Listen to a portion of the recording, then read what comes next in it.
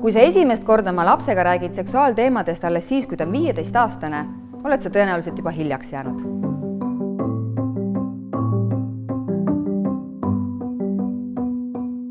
Lapsed sünnivad seksuaalsetena. Seksuaalkasvatus on turvatunde kujundamine ja teadmiste andmine seksuaalkäitumises. Teadmisi tuleb anda siiralt, ausalt ja piinlikkustundeta, lapse vanust ja arengutaset silmas pidades. Selles vanuses lastel tekib huvi oma suguorganite vastu siis, kui nad avastavad oma varbad ja sõrmed. Poistel tekib see tavaliselt varem. Igasugune huvi on tegelikult täiesti normaalne. Lapsele kehaosadest rääkimine on väga vajalik. On väga oluline, et laps mõistaks, et ükski tema kehaosa ei ole halb ega kole. Kui me pidevalt väike lapsele ütleme, et ära näpi või ei tohi, siis võib ta oma keha hakata lõpuks häbenema. Lastele tuleks õpetada õigeid kehaosade nimetusi. Ka privaatsetel kehaosadel on oma nimetused, millest tuleks valehäbita rääkida. Asendusnimetused võivad tekitada lapsest tunde, nagu need oleksid midagi piinlikku või häbiväärset.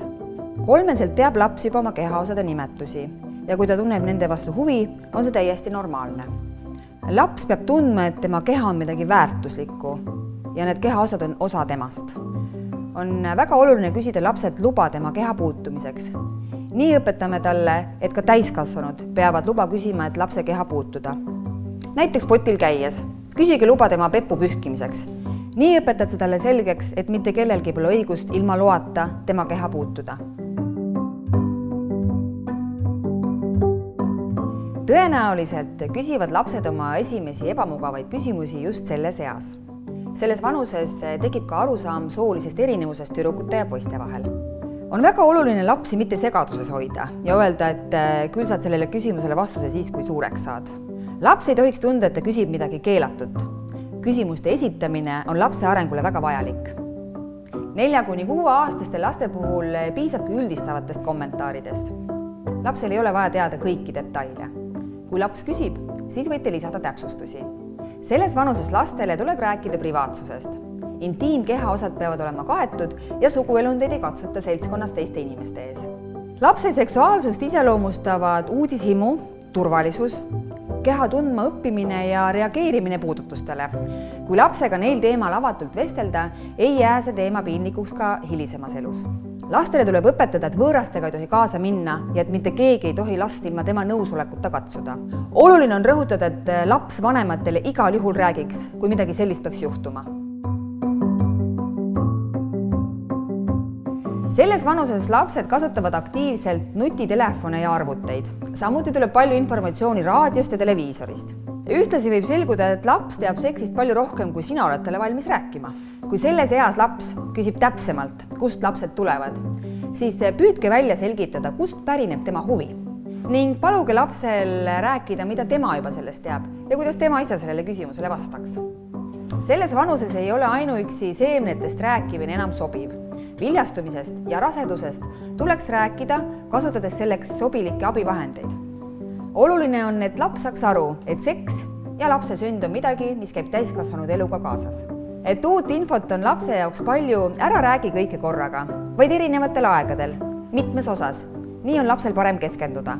8-aastane on juba nii arukas, et ta ei pruugi enam kõiki küsimusi küsidagi. Aga see ei tähenda, et huvi seksuaalteemade vastu on vähenenud. Ta lihtsalt oskab seda paremini varjata. Tee eeltööd, et valmistada last ette murdeaga kaasnevate muutustega toimetulekuks. Selles vanuses algab lastel seksuaalne küpsemine. Toimub üleminek lapsest nooreks ja see võib lapsest tekitada segadust. Vanemate roll on olla rahulik ja mõistev. Lubada lapsel tunda erinevaid tundeid, aidata neist aru saada, talle neid tagasi peegeldades. Rääkida tuleb muutustest, mida keha hakkab läbi tegema. Muuhulgas tuleks rääkida ka menstruatsioonist ja erektsioonist. Mõlemast soost noored peaksid olema kursis ka vastassoo arengu eripäradega. Selles vanuses võivad lapsed ka esimesi armumisi kogeda, ka täiskasvanute vastu, ja see on täiesti normaalne. Noortel võib tekkida huvi pornograafilise sisuga materjali vastu. See on loomulik.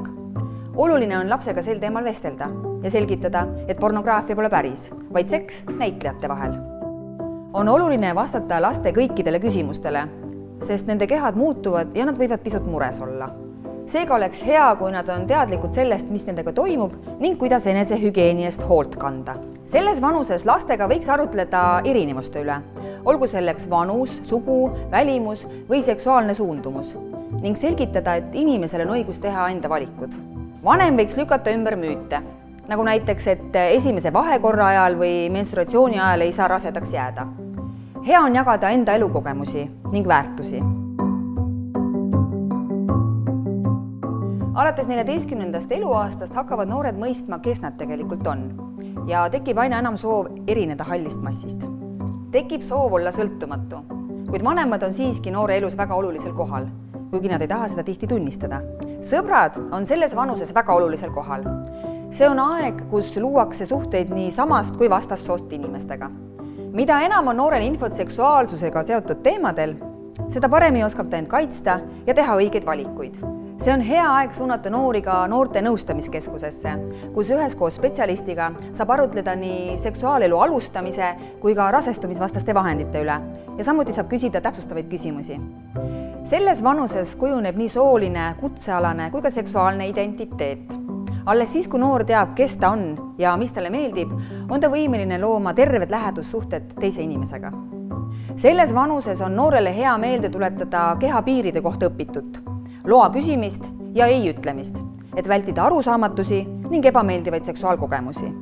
Nad võivad avastada, et nad on geid, lesbid või biseksuaalsed ning hakkavad seda tunnistama. Vanemate toetus on selles äärmiselt oluline.